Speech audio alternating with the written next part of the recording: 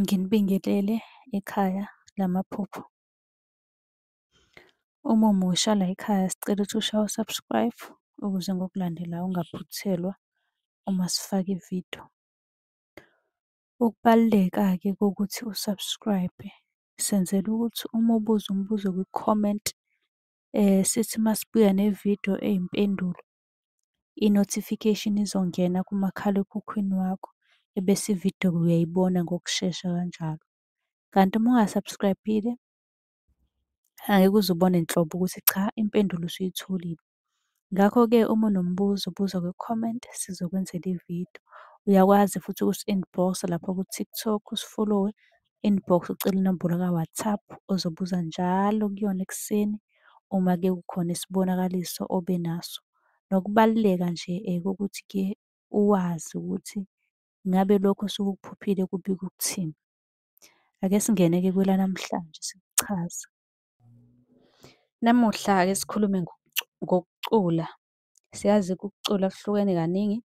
Uthola ukuthi omunye ucula-ke i-gospel, uthole ukuthi omunye ucula le ingoma ethi kanje kanje. Omunye umuntu-ke la ku-WhatsApp uzongisendela ingoma ethi mina ngiphuphe nayi ingoma ngijulile impela ngiyicula. Ngabe-ke lokhu kusho ukuthini? Lo obuzile uthe ukucula, so nami ngizokucacisa. Ake sithi-ke uphupha amaculo asosizini nje, uyadabukisa. Lelo phupho lisuke libika ukugula okuzayo, libika ini? Ukufa. Kahle kahle libika ibhadi alikho lihle. Kusuke-ke lapho kumele usukume uhambe uyobona umuntu okanye uthole usizo, alikho lihle. Ebese kuba ukuthi-ke uyacula nje wena hlampe-ke ucula iy'ngoma zokholo, ngabe lokho kusho ukuthini? Abanye bathi gospel. Lapho-ke usuke unesithunywa okanye kukhona into ezokujabulisa, okusho ukuthi kunenjabulo ezayo. Omunye umuntu kuyenzeka-ke uthole ukuthi unesiphiwo sokuthi vele acule, vele uyazazi naye ukuthi ucula kahle. Abadala suke bekubonisa ukuthi leli thalente lakho wena lingakuphakamisa, uphakame ube phezulu uye lapha yabo.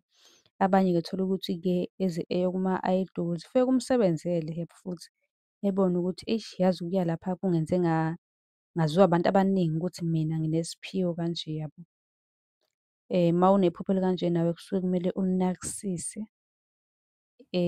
Ngabe kubi ngabe kuhle kodwa naka uwenze lokho okumele ukwenze. Ungasibuza kwi-comment umbuzo wakho okanye usibhalele lapha ku-WhatsApp. Inamba usicela ku-Facebook naku-TikTok, ni-subscribe nisilandele. Ubuze kwi-comment ukuze sizokwenzela ividiyo nawe sikuphendule ngoba phela nonke nibalulekile. Nisale kahle.